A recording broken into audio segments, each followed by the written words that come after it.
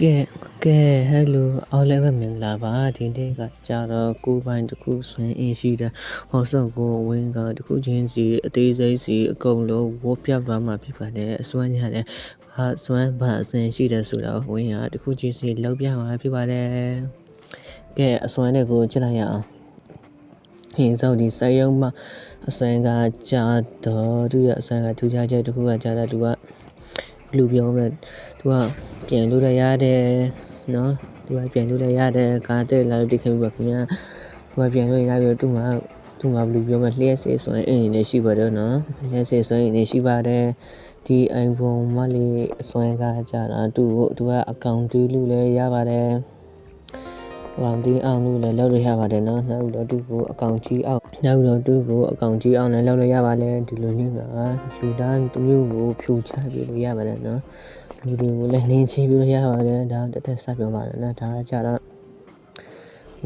လူပြန်ဒီဘက်ဆောင်တော့ဘာလို့ဆောင်တခြားမသိဘူးဒါပေမဲ့သူ့ရဲ့စွမ်းရည်ကကြတော့သူကဒီမျိုးတစ်နေ့ပြည့်လို့ရပါတယ်နော်သူရဲ့တစ်နေ့အကောင်းစားပါတစ်နေ့ပြည့်လို့ရပါတယ်နိုင်ငံသူ့ရဲ့စွမ်းရည်နောက်တစ်ခုကကြတော့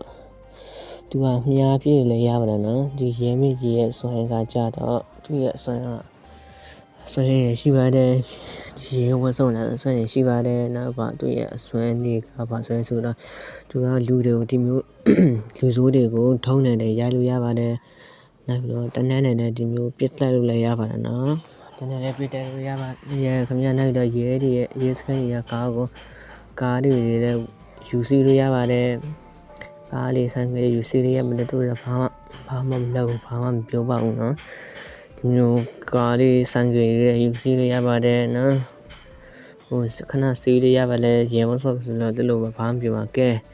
ဒီငန်ဝစုံနဲ့ကြတော့သူ့မှာစွမ်းရတဲ့ယူရှင်းပါတယ်သူ့ရဲ့ကိုယ်ပါစွမ်းရတဲ့မီးစွမ်းရပဲဖြစ်ပါတယ်ဟိုကားလာမီးလောက်ပါပြီးမီးစွမ်းရပဲဖြစ်ပါတယ်ကဲသူ့မှာနောက်တဲ့အစွမ်းတစ်ခုကသူကခုနဒီမီးပုံစံမျိုးကသူကတနက်နဲ့လည်းပြတ်တက်လို့ရပါတယ်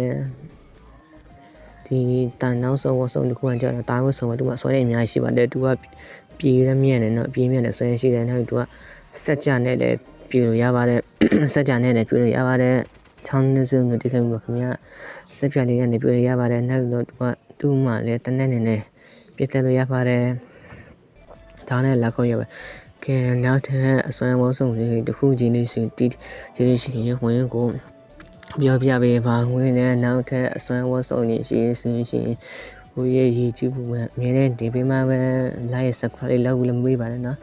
အားလုံးပဲတတ